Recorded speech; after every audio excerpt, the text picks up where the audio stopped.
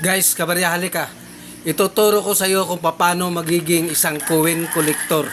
Unang-una mong gagawin ay bibili ka ng aking mga old coins. Joke, joke. Ang ginagawa ng ibang mga nagko-collect ng mga coins guys ay bibili sila ng anumang klaseng coins. Old coins, mga bagong coins, mga uncirculated coins guys. Bagong-bago. Patunay na sila ay matatawag na rin na isang coin collector. At marami po tayong mga variety ng mga coins.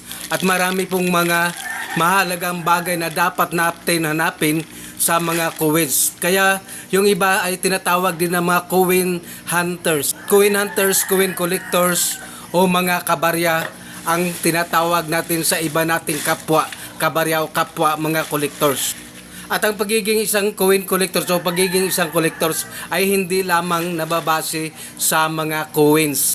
Dahil meron din namang nagko-collect ng mga old toys, maging mga old stamps ay collectibles din, yung mga lumang mga klaseng items. Meron tayong mga old toys na mayroon talaga matataas na presyo o may matataas na value.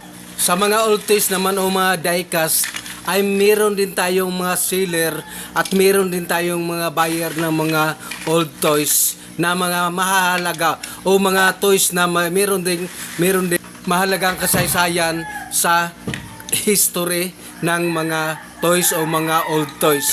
Kaya ang pagiging isang collector guys ay kailangan kukolekta ka ng anumang bagay, ma-antique man yan o mga bago man o basta sa tingin mo ay mga collectible item.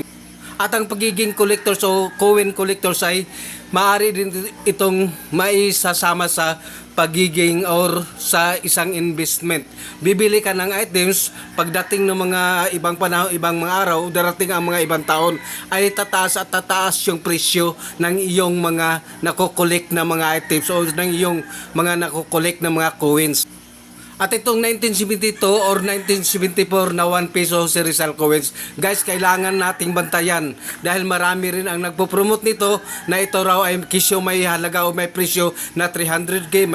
Mayroong magsasabi na ito'y nabibili ng 20k, 50k. Pero pawang walang katotohanan ang mga pinagsasabi ng mga ibang nagbablog ng mga ganitong peking impormasyon na kanilang binibigay. Lalo na't patungkol dito sa 1972 or 1974 na 1 peso Jose Rizal. Kaya ang pagkukulik ng mga coins guys ay tiyagaan lamang ito. Kailangan ito ang mahaba na pagpapasensya. Dahil may mga coins tayo minsan nakukulik na wala palang kwenta, pero kailangan mo pa rin niyang itabi dahil darating at darating din yung araw o yung panahon o yung mga tao na magbabago rin ang takbo ng panahon at yung mga coins na yung naipon o nakukulik ay magkakaroon na pala bigla ng matataas na value. Kaya ito lang masasabi ko mga kapwa ko collectors o mga kabarya na kailangan talaga natin pagtatiyagaan ang pagkukolekta. Meron tayong makukolekt na pamamaraan ng ating pagbibili ng mga coins. Bibili natin dahil alam natin na importante ang mga ito.